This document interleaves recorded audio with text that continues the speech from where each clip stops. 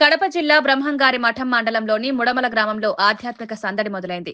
శ్రీ సిద్ధయ్య స్వామి మఠంలో శ్రీ పెద్దపీరయ్య స్వామి ఆరాధన మహోత్సవాలు ఘనంగా ప్రారంభమయ్యాయి. మార్చి 19, 20 తేదీల్లో జరిగే ఈ వేడుకల కోసం మఠాధిపతులు రఘురామకృష్ణ పరబ్రహ్మం కృష్ణమోహన్ ఆధ్వర్యంలో అన్ని ఏర్పాట్లు చేశారు. స్థానిక ఎమ్మెల్యే పుట్టా సుధాకర్ యాదవ్ సహకారంతో ఆలయాన్ని సర్వాంగ సుందరంగా అలంకరించారు.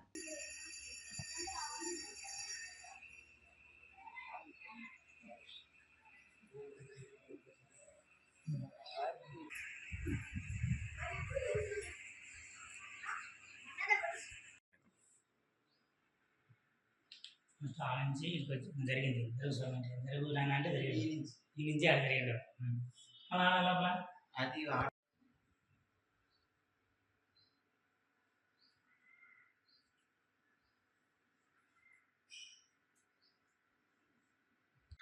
శ్రీ విరాట్పోతులూరు వీరబ్రహ్మేంద్ర స్వాముల వారి ప్రియ శిష్యుడైనటువంటి శ్రీ సిద్ధయ్య స్వాముల వారి 4వ కుమారుడు శ్రీ పెద్దపీరయ్య స్వాముల వారి ఆరాధన మహోత్సవములు 19/3/2026 నుండి 23/2026 వరకు అత్యంత వైభవంగా ఆ యొక్క కార్యక్రమాలు నిర్వహించుటకు మఠాధిపతులందరూ కూడా దీనికి సహకరించినారు.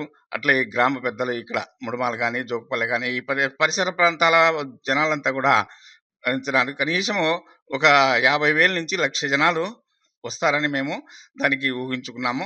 కానీ మన పోలీస్ సిబ్బంది కానీ తర్వాత ఈ ఆర్టీసీ వాళ్ళు కానీ మాకంతా సహకరించినారు. అందుకు కాబట్టి ఈ కార్యక్రమాన్ని మేము జయప్రదంగా చేస్తున్నాము. ఎందుకు ఈయన ఆరాధన మీరు ఇంత వైభవంగా చేస్తున్నారని అడగవచ్చు. కానీ ఆనాడు శ్రీ విరాట్పోతులూరు వీరబ్రహ్మేంద్ర స్వాముల వారు సిద్ధయ్య గారికి ఒక ఇది చెప్పినాడు అనమాట. ఎందుకంటే నాయన సిద్ధ, నీ గర్భవాసముందు నిన్ను నన్ను మించిన కుమారుడు పెద్దపీరయ్య అని పుడతాడు. ఆయన నీకు నాకంటే గొప్పవాడు. ఆయన పూజ ముందుగా ఆయన పూజే జరుగుతుంది. ఎందుకంటే ఆయన విఘ్నేశ్వర అవతారము, ఆయన పూజే జరుగుతుందని చెప్పినారు. అందుకు కాబట్టి ఈ యొక్క కార్యక్రమాన్ని మేము ఎందుకంటే ఆ రోజు ఈ పెద్దపీరయ్య స్వాముల వారు ఏం చెప్పినారంటే ఆయన చెప్పిన ప్రకారము ఇక్కడ ఎలమవారి కొండ అనేది ఎదురుగా ఆ కొండ ముందు పోయి 24 సంవత్సరాలు తపస్సు చేసినాడు అనమాట. తపస్సు చేసి వచ్చేసరికి తండ్రి సమాధి ఎదురుగున్నది.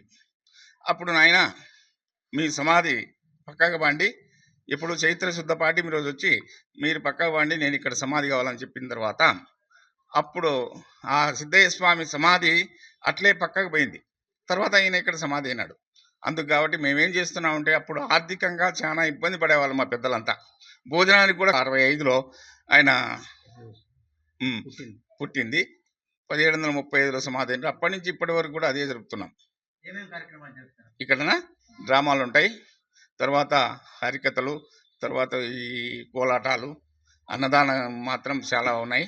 మన పుట్టా సుధాకర్ యాదవ్ గారు కూడా ఒక రేలా పెడతారు. ఆయన కార్యక్రమం కూడా పెద్దగా ఉంటుంది. భోజనాలు కూడా పెద్దగా పెడతారు.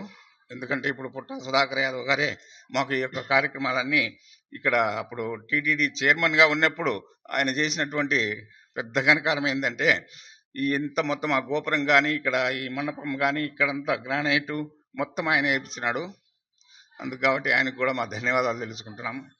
వచ్చినటువంటి భక్తులకు ఎలాంటి సౌకర్యాలు? అన్ని సౌకర్యాలు, భోజన సౌకర్యాలు ఉన్నాయి. తర్వాత మజ్జిగ ఏర్పాటు చేస్తారు, వాటర్ ఉంటుంది, ఏమి ఎలాంటి ఇబ్బందులు లేకుండా చేస్తారనమాట.